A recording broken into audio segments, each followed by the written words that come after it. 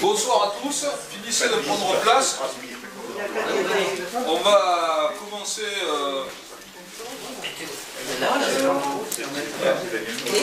Daniel.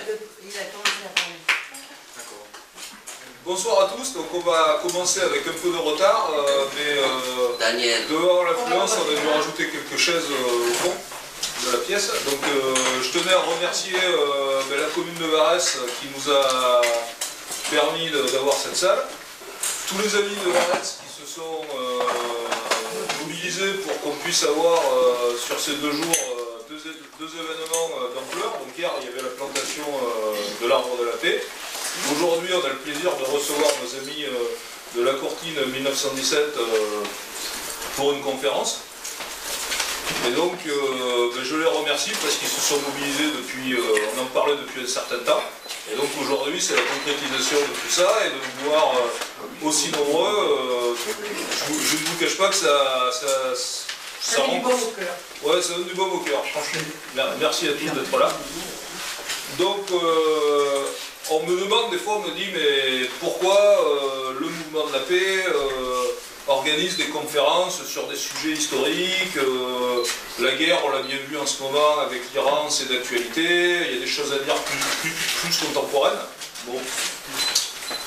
Je tiens à préciser tout de suite, Jean-Paul, on en a discuté cet après-midi, on a pas mal discuté cet après-midi, et tous les deux on est d'accord sur ce point.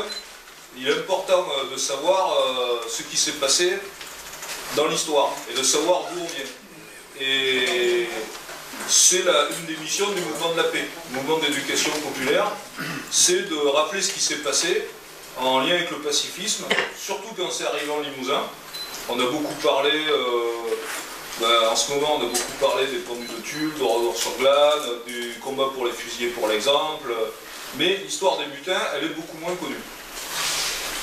Et les mutins russes de la Courtine. Elle est beaucoup moins connue, elle est néanmoins un événement important dans la Première Guerre mondiale, puisque en fait, quand on parle des fusillés pour l'exemple et de tous ceux qui ont été fusillés lors des mutineries de 1917, ce qui est arrivé aux Russes, c'est un événement dans l'histoire de France, dans l'histoire de la Russie et dans l'histoire de France, et qui pèse au niveau pacifisme. Puisque vous allez l'entendre, je ne vais pas déflorer tout ce qui va être dit, mais c'est un phénomène en fait politique, ce qui s'est passé avec les Russes en France. Il y a tout un phénomène politique dans l'histoire contemporaine, et c'est un événement important pour tous ceux qui refusent la guerre et la boucherie. Donc je pense que ça va vous faire réfléchir, enfin ça nous fait déjà réfléchir, mais pour ceux qui ne connaissent pas cette histoire, c'est instructif.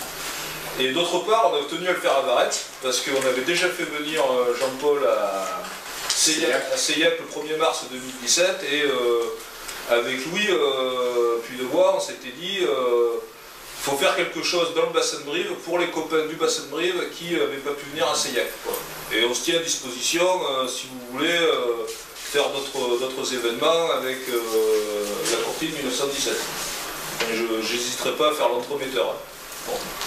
Donc merci à tous, merci aux copains de la Courtine, merci aux copains de Varès et merci à tous d'être présents. Bravo.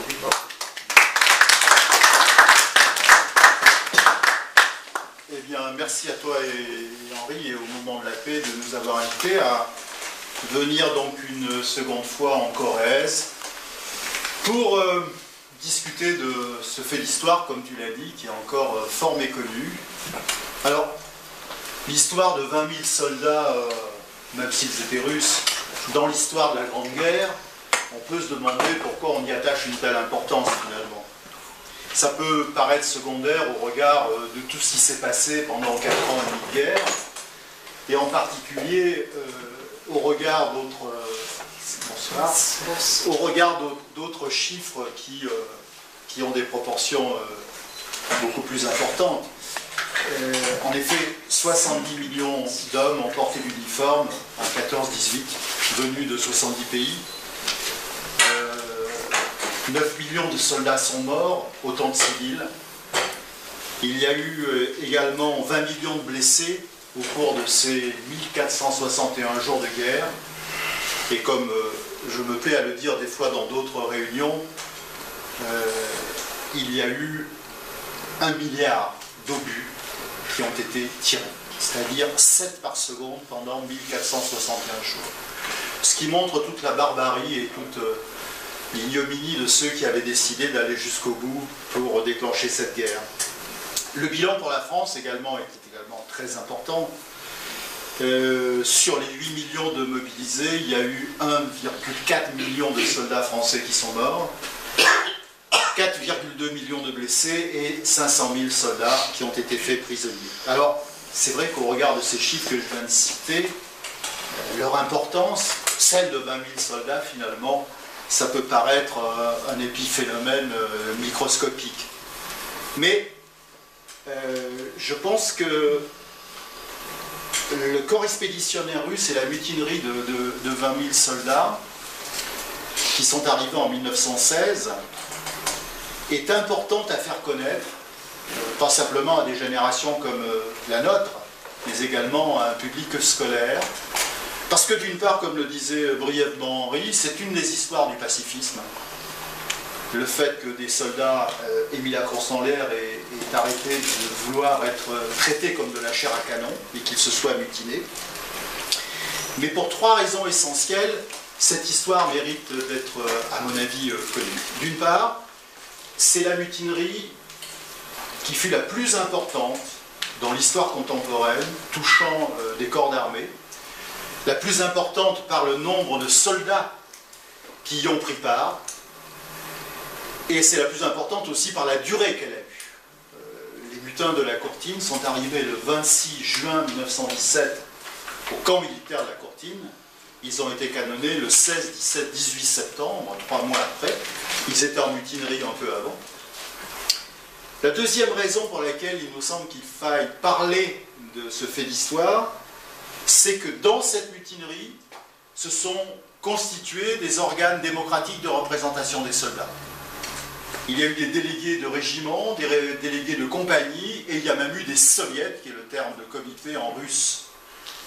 Il n'y en a pas eu souvent en France, hein. Il y en a eu à Strasbourg à la fin de la guerre, mais c'est les 2 seules fois où des formes, je veux dire, d'organisation de ce type ont pu exister. Enfin, la troisième raison pour laquelle il faut enseigner et parler et faire l'éducation populaire sur ce fait d'histoire, c'est que la mutinerie des soldats russes sur le front français, elle influait directement sur le vent de révolte et les mutineries dans l'armée française au printemps 1917. Et je vais en reparler tout à l'heure, plus précisément.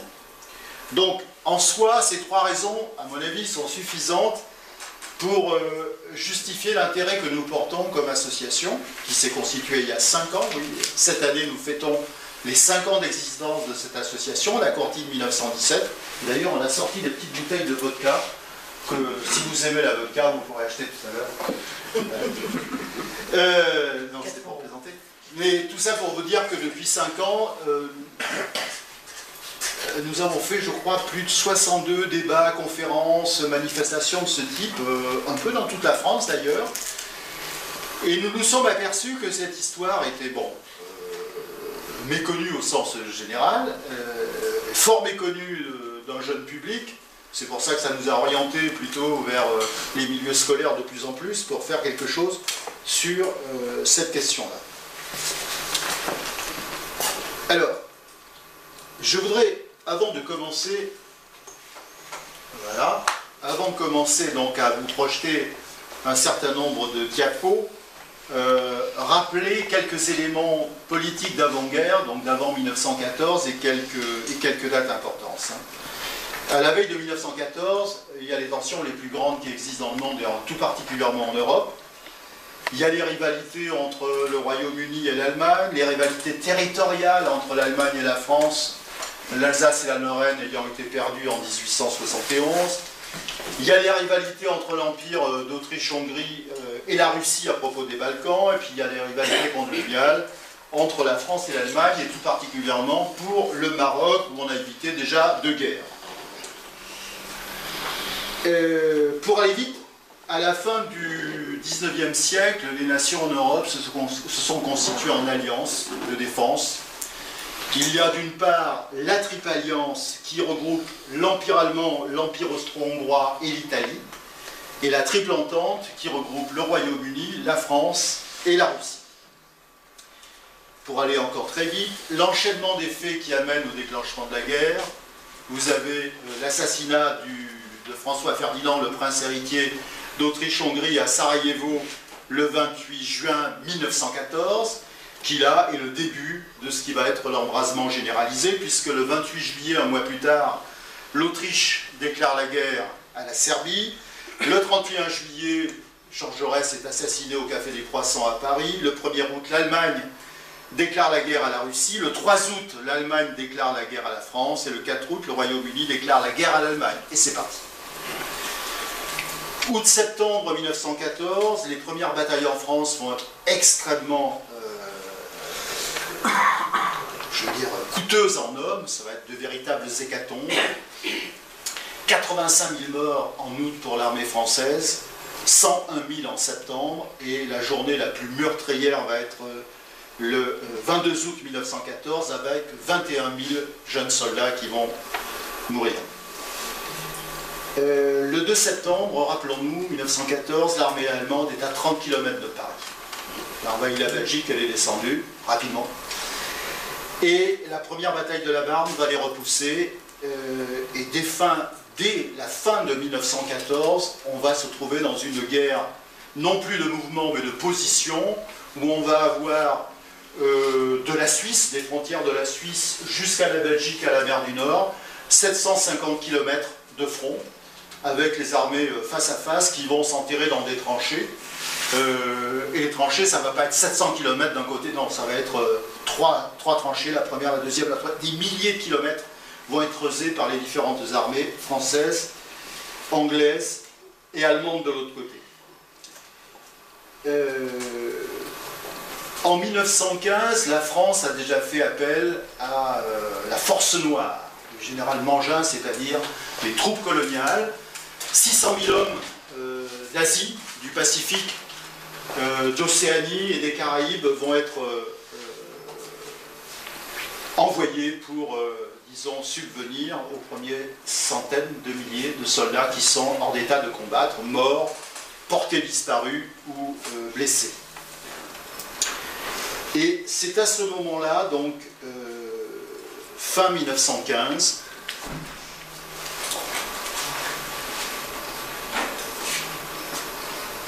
c'est à ce moment-là que l'Angleterre réfléchit à un plan pour renforcer, donc, sur le front qui est figé, mais qui a coûté déjà énormément de monde, de soldats tués,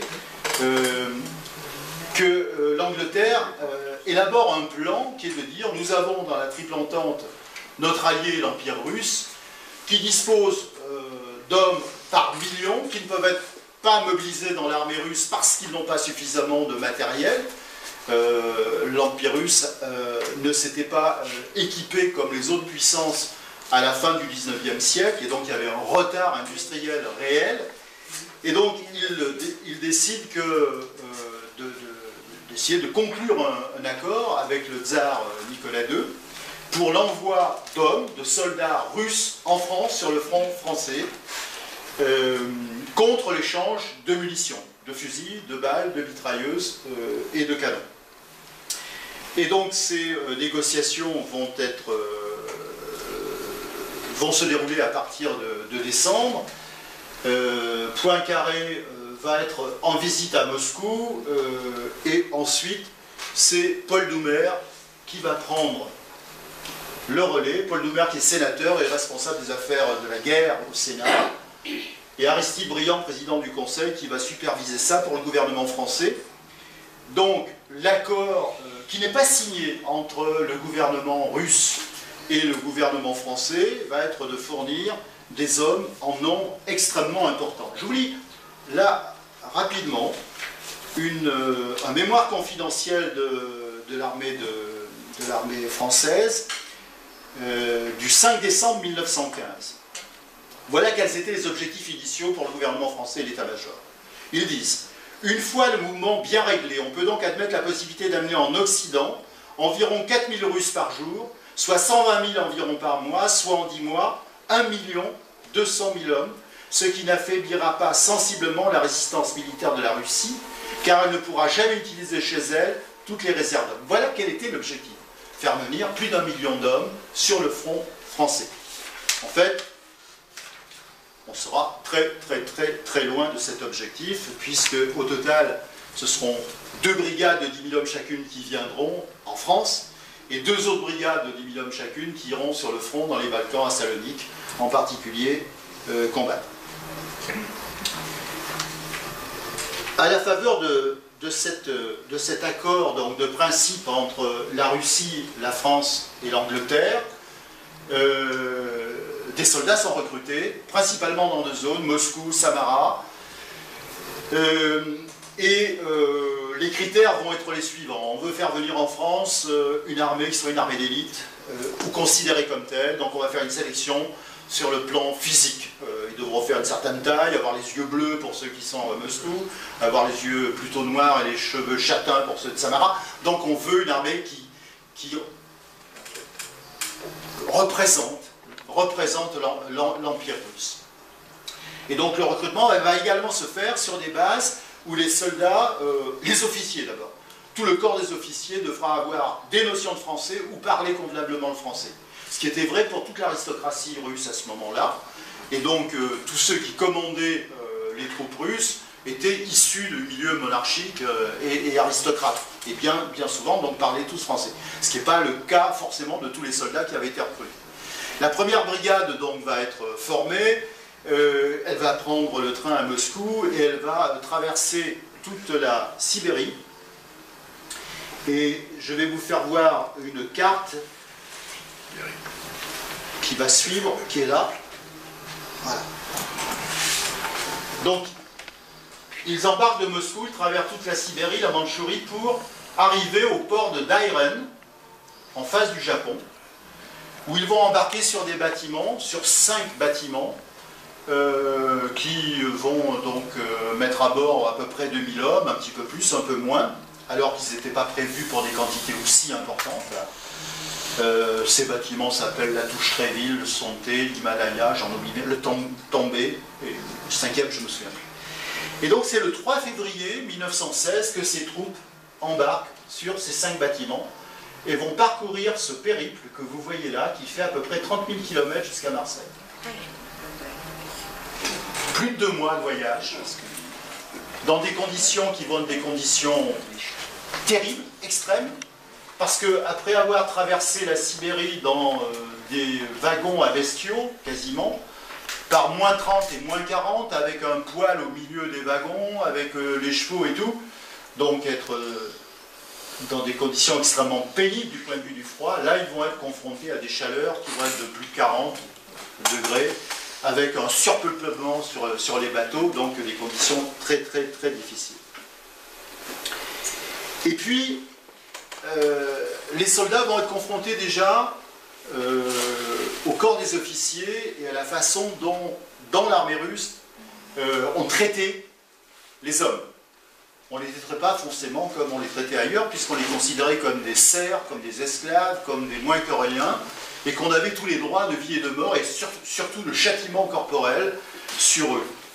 Et je vais vous citer un petit passage de celui qui s'appelle Zamotin, qui était un soldat de la première brigade, dans le bouquin dont je vous parlerai tout à l'heure, et lui il explique à Singapour, donc je crois que c'est là, Singapour, à Singapour, sur la Touche-Tréville, les soldats ont refusé de prendre leur repas. Ils avaient refusé de prendre leur repas parce qu'ils avaient vu les cuisiniers vietnamiens se baigner dans l'eau qui servait à faire la soupe. Alors, ils n'avaient pas voulu parler de ça. Et Zamotin raconte. Le commandant a dit, il a fait sortir, ils ont rassemblé tous les hommes sur le pont, ils en ont fait sortir 1 sur 10. Et le commandant a dit que si les hommes que l'on a fait sortir du rang continuent de refuser, ils seront pendus. Alors ils ont tous mangé la soupe. Et lui qui faisait partie de ces hommes, Zamotin, il dit qu'il qu'ils ne résisteront pas à la menace, d'autant plus qu'un officier, cravache à la main, amène à la cuisine un homme de forte corpulence et lui ordonne de manger 10 rations. Nous n'en saurons pas davantage. Ce n'était que brimade vis-à-vis de ces hommes, où à chaque escale, les officiers sortaient, pouvaient visiter la ville, et eux devaient rester cantonnés sur leur bateau, après avoir passé des jours et des jours, donc dans des conditions assez effroyables. Les bateaux arrivent à Marseille. Là, on voit une photo du pont. Et là, ils sont sur le quai à Marseille, juste avant le débarquement. Et alors, la population de Marseille va les accueillir comme des sauveurs. Tout le monde doit bien savoir que ce n'est pas forcément une brigade de 10 000 hommes, aussi valeureux soit-il, qui va changer le cours des choses et le cours de la guerre, mais en même temps, ils sont un accueil qui est plus que chaleureux. Et je voudrais vous lire ce qu'une personne qui est devenue célèbre ensuite en Union soviétique a pu écrire.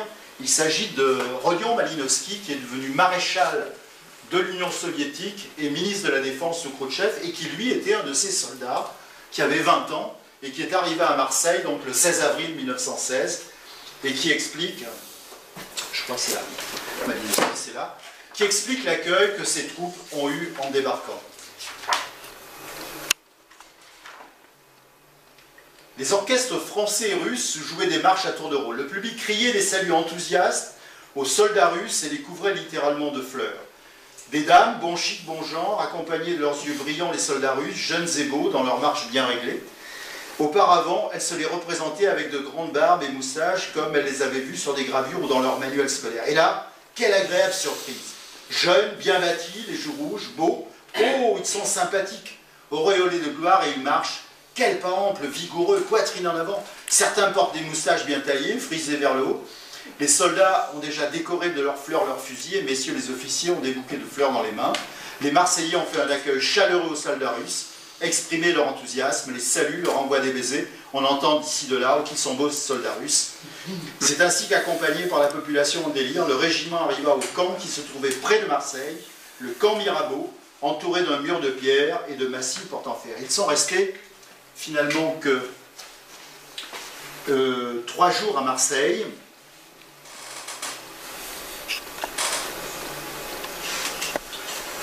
Et on les voit défilant dans la rue Saint-Ferréol, et puis le campement qui a été établi donc au camp Mirabeau, juste à côté de Marseille, avec la distribution des lebels qui est faite par les soldats coloniaux de l'armée française.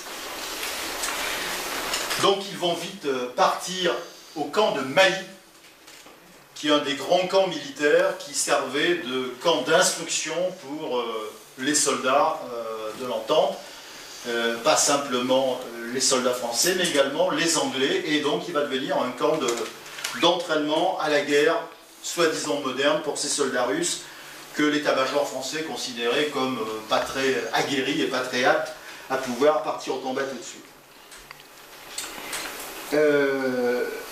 On verra ensuite que ces soldats se retrouveront, pour une partie d'entre eux, le 14 juillet à défiler, pour le défilé annuel du 14 juillet.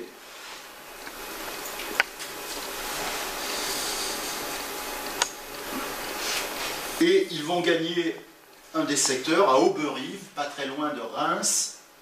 J'étais trop vite. Pas très loin de Reims, où ils vont être confrontés donc aux premières épreuves des combats, et ils vont perdre déjà des dizaines et des dizaines de soldats dans ce secteur. Je passe rapidement, donc on se retrouve en hiver et au début de l'année 1917, et éclate en Russie la révolution. Après les manifestations de femmes à Petrograd, grande ville industrielle, des femmes qui réclamaient la paix, le pain, les ouvriers se sont mêlés à ces manifestations dès le 2e jour, et ce mouvement a pris une ampleur telle que Petrograd a été quasiment paralysé. Petrograd, c'était quand même 270 000 ouvriers et ouvrières qui travaillaient dans les usines, qui travaillaient principalement pour faire des munitions et pour l'armée. Et ce mouvement va prendre une ampleur politique, le tsar va être amené à abdiquer très rapidement et un gouvernement provisoire va être constitué. Un des premiers actes de ce qui s'est reconstitué, les soviets, puisque apparaît tout de suite dans ce mouvement un organe de représentation des ouvriers, des ouvrières et des soldats. Petrograd, c'est aussi une ville de garnison. Et la première révolution russe qui avait eu lieu en 1905 avait donné naissance à quelque chose qui était unique dans le monde, qui était donc ces soviets représentant le peuple en lutte, à raison de délégués par quartier, par usine et tout. Et là, il renoue ce mouvement de février 1917 avec 1905 immédiatement. Et ce soviet donc, de Petrograd a la particularité d'avoir énormément de délégués qui sont des soldats du rang, des soldats de la base. Et le premier acte politique que va édicter le soviet de Petrograd en 1917, ça va être ce qu'on a appelé le prikaz numéro 1, le décret numéro 1, que nous voyons là, qui est en russe et tout. Et ce prikaz numéro 1, pour résumer, il va donner aux soldats, sur le front Est comme sur le front Ouest en France, des droits de citoyens. C'est-à-dire que les soldats, qui étaient considérés, je le répète, hein, comme des bêtes de somme, des esclaves, des serfs et tout, vont avoir la possibilité de formuler leurs doléances, leurs revendications auprès de l'état-major, d'élire des délégués pour les représenter. Les officiers vont être contraints d'arrêter tous les châtiments corporels et de ne plus exiger des hommes de troupe de les saluer avec votre excellence et tout, mais les appeler quasiment monsieur. Donc ils vont devenir citoyens. Première fois que l'on voit ça, où que ce soit d'ailleurs, que dans l'armée, les soldats puissent disposer de droits de citoyens. Sauf que, si je puis dire, ce prikaz numéro 1, il va être rapidement connu, très rapidement connu sur le front français. N'oublions pas que les soldats russes viennent d'apprendre que dans leur pays a éclaté un mouvement, et on parle de distribution de la terre, on parle de liberté nouvelle, et ils vont apprendre que le tsar a abdiqué, ils vont apprendre l'existence de ce prikaz numéro 1. Les officiers vont devoir prêter serment d'allégeance au gouvernement provisoire qui vient de se constituer. Et donc, il y a une effervescence dans les deux brigades françaises, celle qui est arrivée en avril 1916, la deuxième dont je ne vous ai pas parlé, mais elle est arrivée à Brest quelques mois plus tard, donc il se retrouve 20 000, la première et la troisième brigade.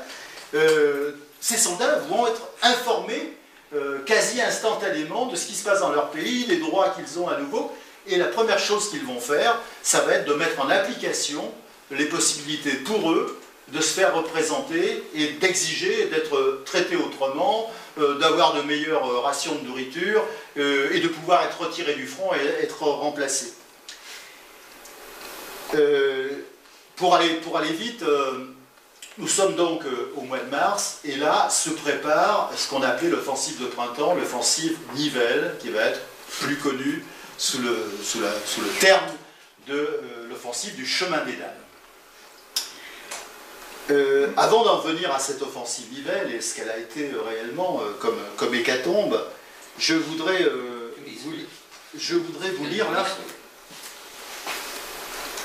un petit passage qui est assez improbable. Avant l'offensive Nivelle, quand les soldats russes sont prévenus qu'ils vont avoir dans le dispositif du chemin des dames, alors chemin des dames, pour vous montrer un peu, vous avez Laon qui est là, vous avez Reims qui est là, vous avez Soissons qui est là. Et au milieu, vous avez 30 km de crêtes qui sont tenues par l'armée allemande. Et en face, vous avez donc la 4e armée et la 5e armée française. Et Nivelle, avec tout l'état-major, il a réussi à convaincre l'état-major, ils ont décidé de mettre 1 200 000 hommes pour vaincre le front allemand des 30 km. Les brigades russes vont se retrouver sur ce chemin des dames, sur le côté complètement est, à Courcy, et ils vont avoir pour objectif de prendre donc la ville de Courcy aux Allemands, qui occupent la ville, et le fort de Brimont, qui est à 5-6 km de là, qui était le fort tenu par les Allemands. Voilà l'objectif qui était fixé donc à ces 2 brigades russes dans le cadre de cette offensive générale. Sauf que, avant qu'ils soient versés donc, directement dans cette bataille qui va débuter le 16 avril à 6 h du matin, les soldats russes se réunissent pour savoir s'ils vont y participer ou non. C'est-à-dire qu'ils se posent le problème d'arrêter de combattre dès ce moment-là. Ils ont passé des mois et des mois à obtenir des positions, à voir des copains morts, blessés, disparus. Ils apprennent que dans leur pays il se passe des choses formidables et ils se posent réellement le problème d'arrêter de combattre parce qu'ils savent, ils ont la certitude qu'ils ont été l'objet d'un troc, d'un marché, eux contre des armes, des munitions, et qu'ils servent uniquement de chair à canon, ils ne sont pas là pour défendre je ne sais quoi, voilà. Et donc ils se réunissent, l'heure de la grande offensive approche, il est prévu que les brigades russes y participent. Le 15 avril, veille de l'attaque, se déroule une scène surréaliste aux yeux du commandement. Les comités des 2 régiments de la 1re brigade se réunissent dans la cave du château de Saint-Thierry pour décider s'ils vont combattre ou non. Ils votent à une courte majorité leur participation à la grande offensive qui doit permettre la percée décisive du front entre le chemin des Dames et le mont Sapignol, mais demandent en échange leur rapatriement en Russie. Chose incroyable, improbable, que les soldats, à la veille d'une offensive, se réunissent pour savoir on y va ou on n'y va pas. Ils y vont. L'offensive Nivelle, comme vous le savez, ça va être quelque chose de terrible, d'horrible. Verdun l'a été, la bataille de la Somme aussi, mais là, il va y avoir, comme je le disais tout à l'heure, sur 30 km, les mitrailleuses allemandes qui sont parfaitement protégées sur cette crête, qui ont creusé, qui ont eu le temps depuis maintenant 2 ans de se préparer à cette offensive, et bien en face, à découvert, les régiments français des 2 armées qui vont être là. Et ça va être une hécatombe dans la neige, où les soldats ne peuvent plus avancer, sont sous la mitraille, et il va y avoir rapidement un tapis de soldats sur des centaines et des centaines de mètres, où les soldats vont devoir avancer sur leurs camarades pour essayer de grimper jusqu'aux mitrailleuses allemandes. Une hécatombe qui va faire quand même en 4 jours 270 000 morts, blessés, disparus pour l'armée française et les brigades russes, puisque les brigades russes, ça va être 5183 soldats qui vont être au tapis, morts, blessés, disparus. Et là, pour les brigades russes, c'est le point de déclenchement de leur révolte. Ils ne peuvent plus accepter de continuer à être cette chair à canon. Et cette offensive de Nivelle qui se traduit par ce que je vous ai dit, va être pour eux l'élément révélateur du fait qu'il faut arrêter et qu'on ne veut plus combattre. Et ça, ils vont le faire savoir tout de suite, que c'est terminé, ils ne veulent plus combattre, ils veulent rentrer dans leur pays, qui est l'exigence première qu'ils formulent, nous voulons rentrer en Russie. Il va y avoir très rapidement, ils vont être retirés du front, il va y avoir rapidement une manifestation qui va être extrêmement puissante, qui va être celle du 1er mai. Et là, je voudrais vous lire quelque chose, moi, qui m'a toujours éberlué. Qu'est-ce qui se passe là, le technicien? Mais ça vient, ne bouge pas, ça vient. Oui. Ça vient. Donc, on voit là ce que je vous disais sur l'offensive Nivelle.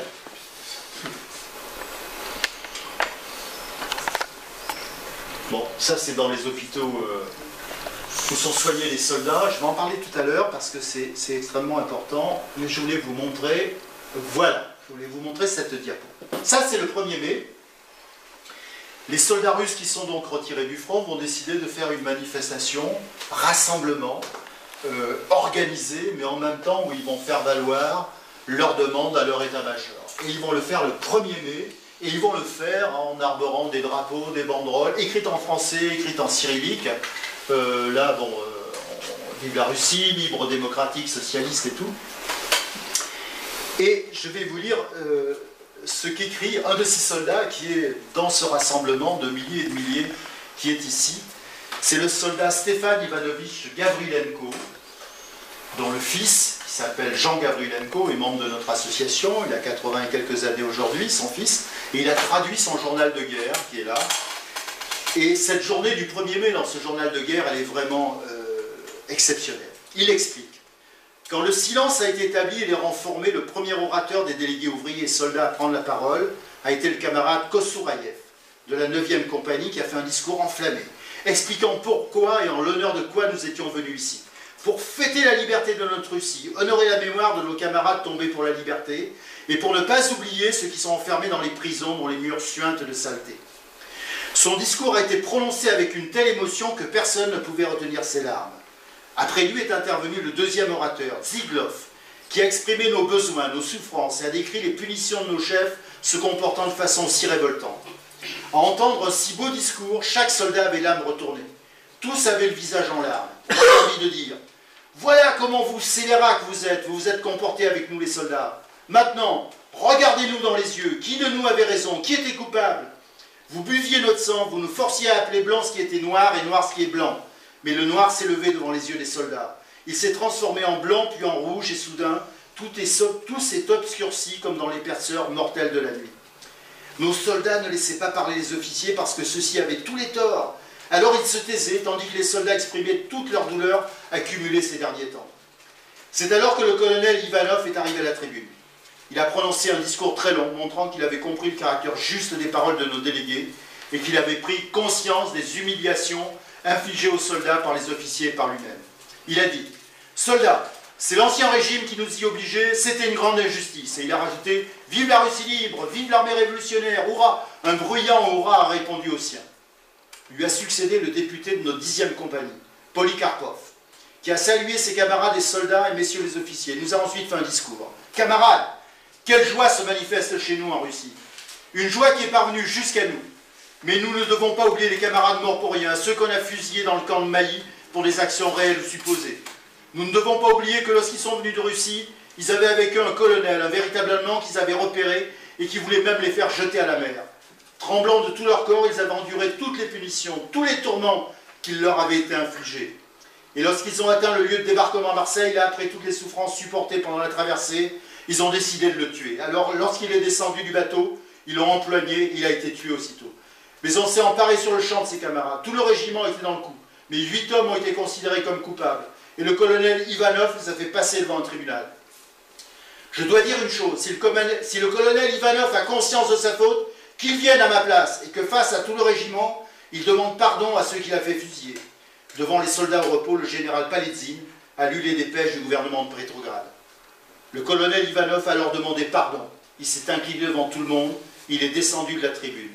Les discours des orateurs ont ensuite recommencé, tout le monde écoutait au pied de la tribune.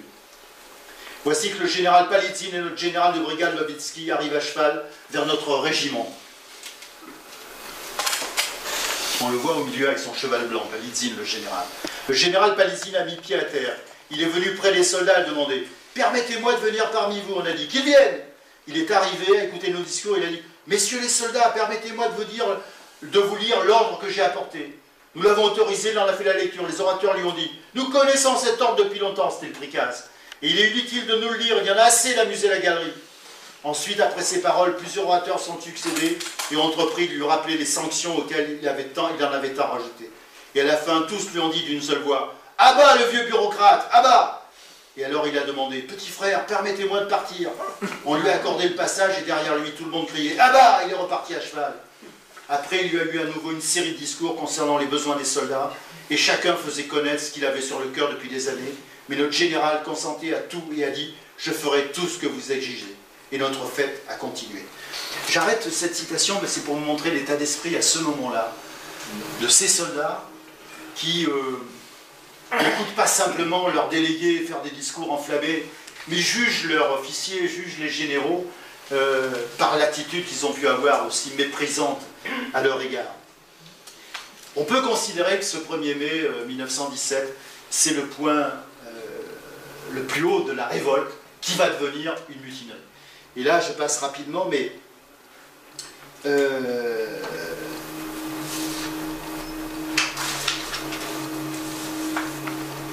oui, voilà ce que je voulais dire sur les hôpitaux tout à l'heure avant que j'oublie. Je vous ai parlé donc des comités, de ce mouvement du 1er mai, mais juste après l'offensive Nivelle, finalement, le premier soviet, donc, qui va se constituer, ne va pas se constituer sur le front, ne va pas se constituer après le 1er mai dans les cantonnements des soldats russes, mais il va se constituer dans un hôpital de la région parisienne, puisque les soldats russes principalement étaient envoyés en région parisienne pour se faire soigner et pour rester en convalescence. Et c'est à l'hôpital finalement de Malakoff, si je me souviens bien, que le premier soviet va être constitué. Je crois que je l'ai mis là, Kidaïev, voilà. Je vais vous lire un peu parce que ça aussi c'est passionnant.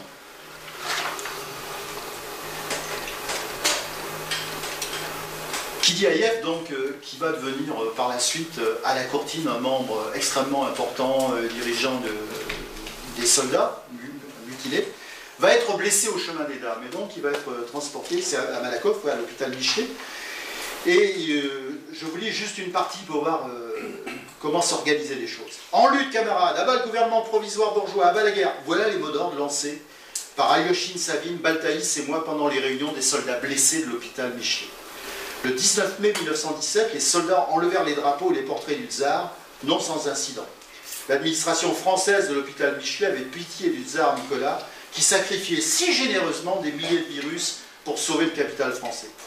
Il me manque les mots pour exprimer la haine qui a envahi les blessés quand ils ont appris par un courrier du camarade Baltaïs, qui leur fut lu, que le gouvernement français, en remerciement pour la libération de Courcy, laissait croupir les combattants survivants dans des caves humides, des greniers ou des granges.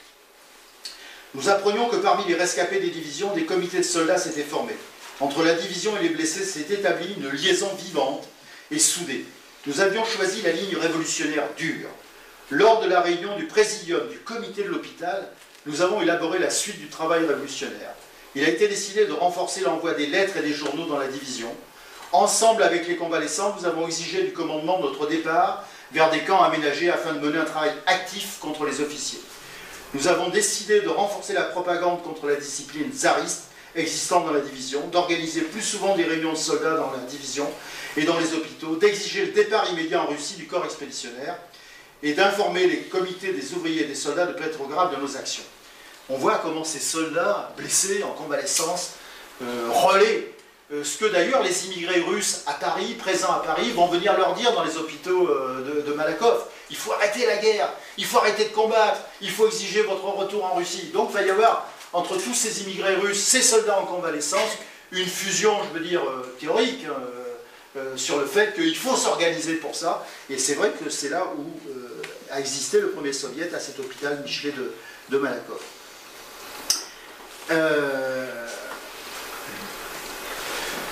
Ouais, ça, je passe rapidement. Alors, je vous ai parlé tout à l'heure qu'une des trois raisons qu'il y a de discuter de ce fait d'histoire et de revenir sur cette histoire du corps expéditionnaire russe, c'est le fait que l'attitude des soldats russes qui lèvent la crosse en l'air, qui se révoltent et qui après vont se mutiner, a donné des idées finalement au régiment français qui était à leur contact. Et je voudrais vous citer là, cette fois-ci, quelque chose qui a été écrit par Louis Barthas. Vous avez certainement entendu parler de Louis Barthas, c'était un tonnelier de l'Aude, fabricant de tonneaux, qui était un militant de la SFIO, pacifiste, et qui part à la guerre sans trop le vouloir en 1914, comme beaucoup d'ailleurs, et qui lui va écrire également son journal de guerre, jour après jour. Et les carnets de Louis Barthas, après, ont fait l'objet, il y a 15 ans, 20 ans de cela, d'une publication en plusieurs langues d'abord, puis c'est devenu un best-seller, si je puis dire, et tout. Et lui, Louis Barthas, il va expliquer comment son régiment s'est retrouvé donc au contact des brigades russes. Et il dit dans son journal de guerre, « En ce moment éclata la révolution russe. Ces soldats slaves, hier encore pliés, asservis à une discipline de fer, allant au massacre comme des esclaves résignés, inconscients, avaient brisé leurs joues, proclamé leur liberté et imposé la paix à leurs maîtres, à leurs bourreaux. Le monde entier était stupéfait, pétrifié de cette révolution, de cet écroulement de cet immense empire séculaire des tsars. Ces événements eurent leurs répercussions sur le sol français, et un vent de révolte souffla sur presque tous les régiments. Le 30 mai à midi, il y eut même une réunion en dehors du village pour constituer à l'exemple des Russes un soviet, composé de 3 hommes par compagnie qui auraient pris la direction du régiment.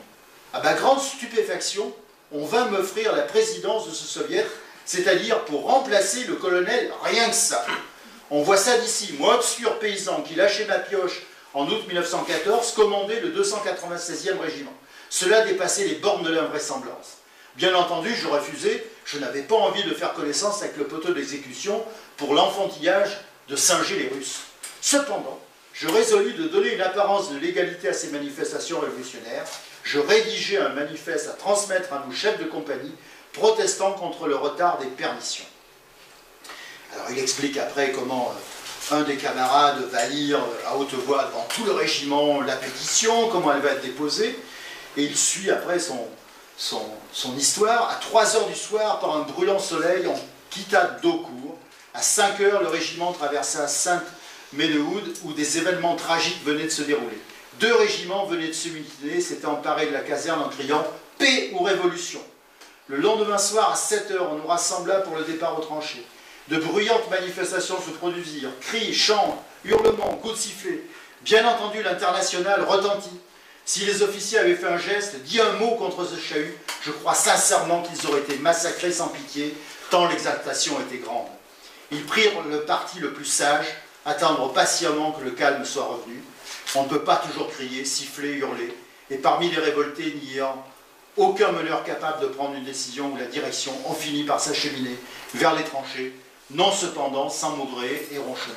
Je crois que ces lignes sont importantes, parce qu'elles montrent qu'il a fallu peu de choses finalement pour que les régiments français, comme il dit, singent les Russes et en tirent toute la conclusion de faire plus que se rebeller simplement pour l'octroi de permission, mais en face un mouvement plus politique du refus de combat, du refus de la guerre en général. L'état-major français, l'état-major russe, devant la situation du premier, vont décider de retirer encore plus loin les brigades russes, parce que considérant que c'est encore un peu dangereux de les laisser quand même si près des autres régiments, des autres compagnies, et ils vont choisir un camp qui a été mis en service en 1904, qui est un grand camp militaire français, le camp de la Courtine, et ils vont l'évacuer, et les premiers soldats russes, la première brigade va arriver le 26 juin, donc 10 000 hommes. Je vais vous citer même l'effectif exactement de cette brigade qui arrive le 26 juin. Merci Jacques pour l'arrivée des Russes.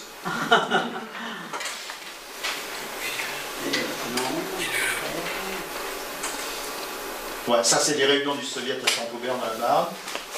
Voilà, on y est, j'en ai loupé une. C'est quand même une, hein. Donc 26 juin 1917, ça c'est la gare de la Courtine, ils arrivent. Ils sont la première brigade, 7176 hommes, 137 officiers, auxquels il faut ajouter 2507 soldats et caporaux, commandés par 39 officiers et 917 chevaux, j'ajoute pas de choses. Il y a donc 9859 soldats russes qui arrivent par différents trains dans les journées du 26 juin et du lendemain. La 3e brigade, elle, va arriver le 5 juillet, donc quelques jours plus tard. J'en profite pour vous parler un petit peu de la situation, disons, de mobilisation, de rébellion et de mutinerie de ces 2 brigades. Ce n'est pas identique dans l'une comme dans l'autre. La 1re brigade est vraiment en révolte, vraiment en mutinerie, et cela est dû principalement à une composition humaine et sociologique qui est différente de la 3e.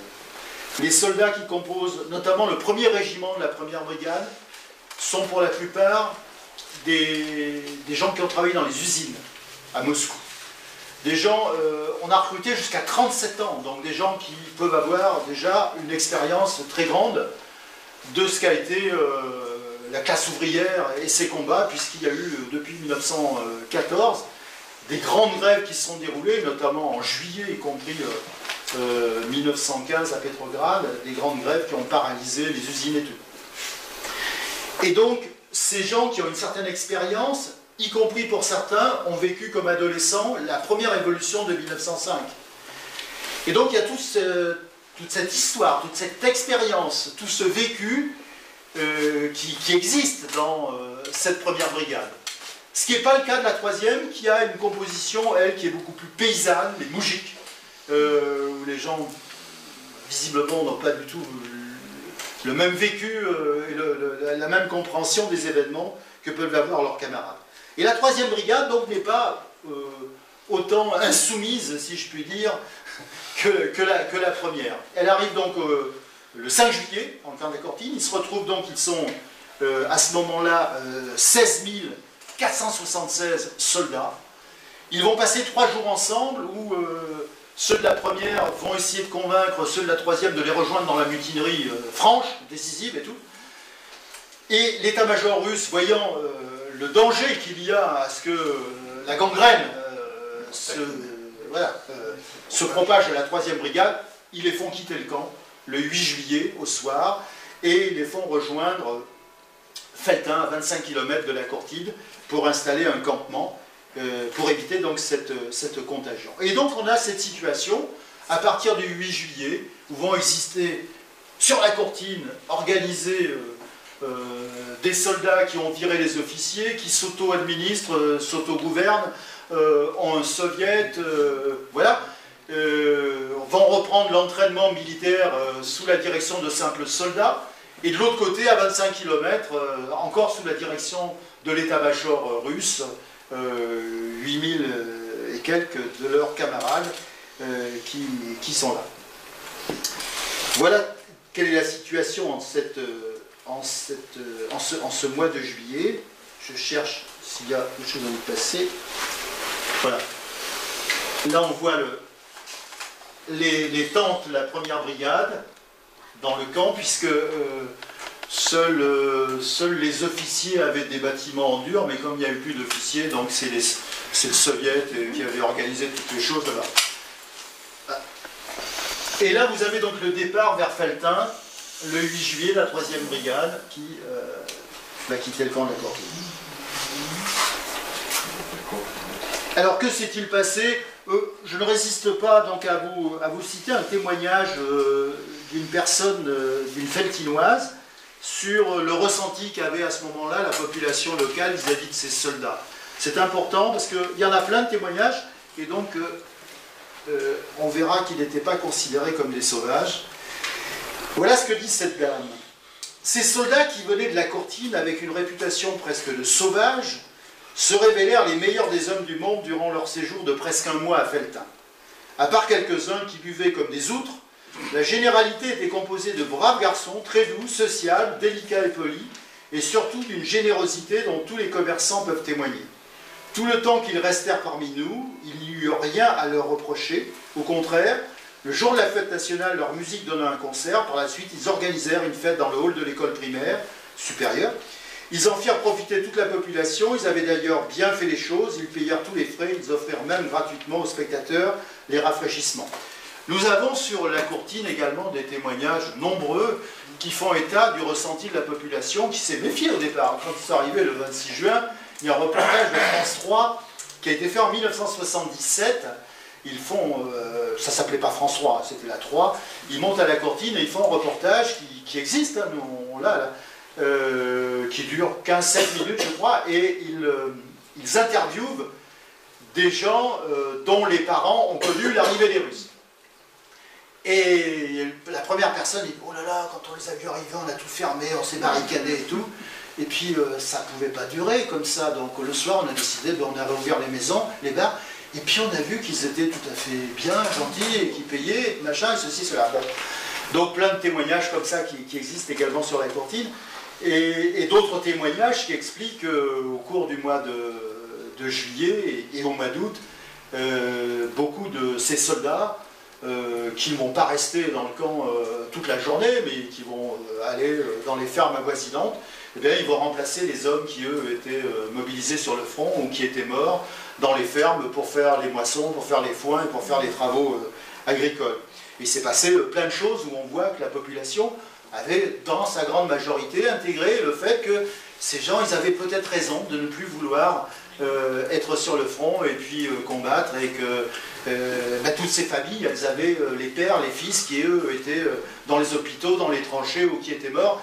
Et donc ils comprenaient parfaitement que ces soldats refusent de continuer à combattre. Donc il n'y avait pas un rejet, bien au contraire, ni à Felletin, ni à la Courtine de ces soldats russes. En fait, il n'y a pas de témoignage qui ait pu exprimer une animosité grande ou un rejet.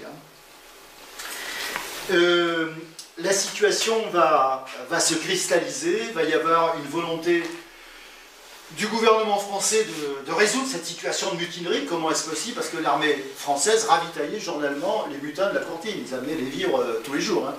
Et donc, combien de temps ça allait durer? Le général Combis, c'était le général qui divisait la 12e région militaire, donc c'est lui qui avait en charge sur un plan militaire le fait qu'il ne se passe rien de grave à la Courtine avec ses soldats. Et en même temps, il fallait essayer de leur faire rendre les armes, de leur faire reprendre les combats, de leur faire dissoudre leur comité, leur soviet. Et donc il y a eu des pourparlers, il y a eu des négociations, il y a eu des ultimatums qui ont été lancés, vous rendez les armes, vous libérez les chevaux, ils avaient 1000 chevaux dans le temps de la Courtine. Et bon, les négociations ont échoué.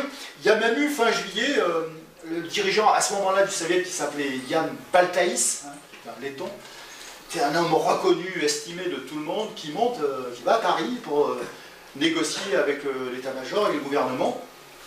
Et il revient avec ses camarades délégués, et tous les soldats sont réunis dans le camp de la Courtine et ils font le compte-rendu de ce qui se passe. Et lui, Baltaïs, il sait très bien qu'à l'issue de cette réunion, s'ils ne rendent pas les armes, s'ils ne libèrent pas les chevaux, s'ils ne reprennent pas les combats, la reddition sera obtenue par la force. Et donc il essaie de faire passer le message, peut-être nous devrions négocier. Peut-être que si nous rendions nos armes, il serait fait droit ultérieurement à notre exigence de rapatriement en Russie. Il explique ça et il est rejeté par tous les hommes, par tous les mutins, considéré comme trahissant leur volonté, leurs intérêts et leur volonté du moment. Et Baltaïs va sortir du camp de la Courtine avec 200 de ses camarades ce soir-là, 28 juillet je crois, et il va être pris par l'armée française et amené à Bordeaux en prison. Merci. Il faut une assistance, pas de problème. Tu veux boire un verre d'eau? Enfin, j'en profite. Ouais. Coup de vodka. Coup de vodka. C'est là.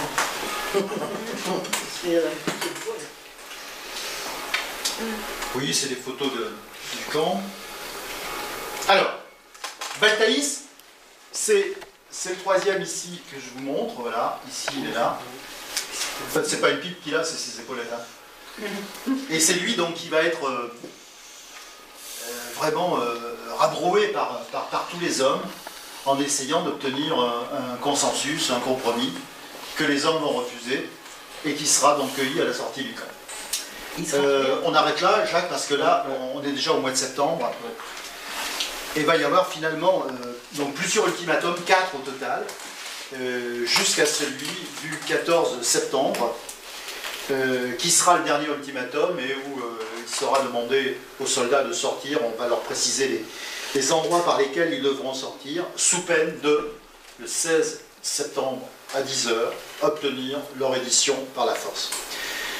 Depuis fin août, le général Combis a fait venir 5000 soldats de l'armée française qui vont servir de deuxième rideau tout autour du camp de la Courtine. Le premier rideau étant constitué par des soldats russes loyalistes. La 3e brigade qui se trouvait à Felletin va être envoyée au mois d'août au camp militaire du Cournot à côté de Bordeaux. Et on va puiser dans cet effectif de soldats qu'on juge pas révoltés, pas mutinés, encore un peu loyaux au gouvernement provisoire. On va en prendre 2700. Et puis on va prendre des soldats qui arrivent de Russie, qui doivent aller sur le front d'Orient, des artilleurs, qui vont arriver par Nantes et qui vont arriver jusqu'à Marseille. On va les faire monter à Aubusson et après bien évidemment à la Courtine. Et c'est eux qui vont être chargés, ils vont être 5000 soldats russes en premier rideau, avec des canons 75, c'est eux qui vont être chargés d'obtenir la reddition de ces mutins qui sont là depuis le 26 juin. Donc ce sont des moments extrêmement tendus, comme vous pouvez vous l'imaginer. Je vais vous lire là, un petit passage d'Henri Barbusse sur la façon dont il relate les choses dans les moments qui vont précéder l'assaut. Barbusse, où es-tu? Il est là, je crois. Barbusse, précision, Barbusse Profites-en. sera le fondateur de l'ARAC. Oui. Association républicaine des anciens combattants. Écrit le feu. Il a écrit le feu, donc c'est dans le feu que l'on trouve ce que je vais vous lire. La foule des soldats est hérissée de drapeaux rouges. Lorsqu'ils sont venus en cortège au lieu de réunion, il parle des lutins, ces drapeaux qu'ils tenaient poussaient leur foule comme des voiles. Les orateurs crient en plein air et finissent tous leur discours de la même façon. Nous voulons retourner en Russie, et cela seulement. Nous voulons aller dans la Révolution. Un autre dit, nous sommes ici 11 000. Un homme doucereux insinue. Il vaudrait mieux céder et se rendre. Tous ont une seule voix pour crier. Non! La voix de tous ajoute, nous mourrons pour le drapeau rouge. Ils chantent la Marseillaise et l'Internationale. À 10h moins 5, on est 16 septembre, à 10h moins 5, le meeting cesse. La musique joue une marche funèbre. Il y a à l'horizon un grondement sifflant. Puis un volcan éclate parmi les hommes, sur la terre. 2 musiciens sont tués et s'écroulent. Les autres à côté des vides continuent à jouer. On voit tomber des formes humaines dans la fumée, gesticuler des agonies. Des éclairs et des tonnerres arrivent de tous les points du ciel. Ce champ de massacre est en France dans la Creuse. Ces hommes sont des soldats russes. Leur ennemi, leur vainqueur, ce sont des soldats russes et des soldats français. Voilà donc avec le lyrisme qui caractérise Barbus, comment il décrit les instants qui vont amener au premier coup de canon de 75. Ça va être quelque chose d'assez atroce et horrible. La reddition sous la forme où elle va se faire. 800 coups de canon de 75 vont être envoyés sur les mutins du camp. Et le dernier jour, le 19 septembre, cela va se terminer au corps à corps entre les soldats russes loyalistes et les soldats mutinés. Il y a dans un des livres qu'on a fait traduire et qui va paraître certainement à la fin de l'année ou au début de l'année suivante, qui est celui d'un soldat russe, qui est un livre qui est paru en 1964 en Union soviétique, qui s'intitule « On voulait les priver de leur patrie ». Il y a une relation extrêmement forte de ces 3 journées d'affrontement, où lui, il explique comment ça s'est terminé finalement. Ça s'est terminé par des corps à corps et donc avec tout le caractère sanglant que cela peut avoir. Or, vous le savez certainement, l'armée française, dans son rapport, le général Comby, dans le bilan qu'il tire de l'obtention de cette reddition, il dit c'est 9 morts et 46 blessés. 800 coups de canon, avec le dernier jour, les affrontements, donc, comme je disais, au corps à corps.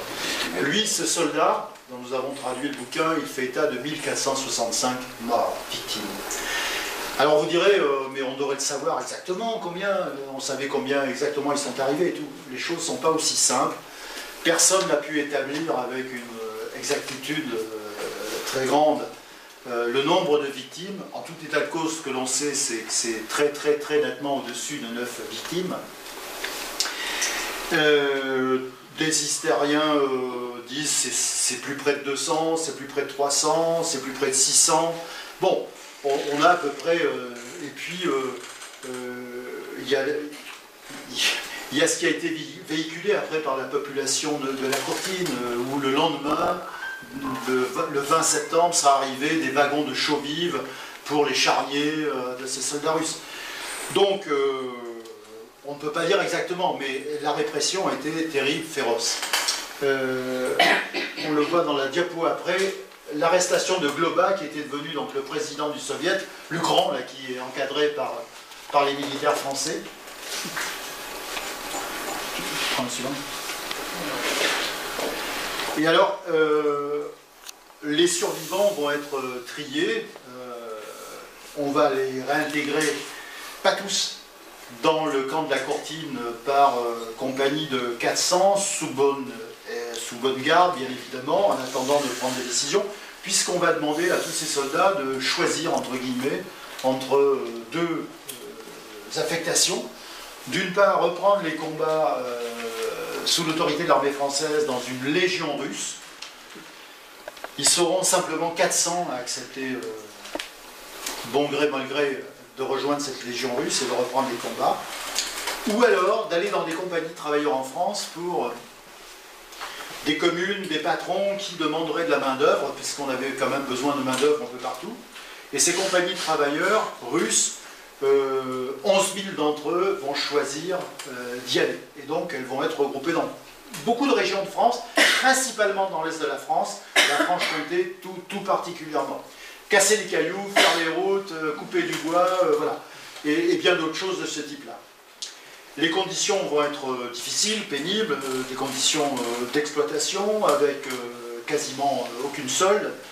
Et puis les soldats qui vont refuser Légion russe ou compagnie de travailleurs, eh bien on va les envoyer en Algérie, dans les camps et compagnies disciplinaires.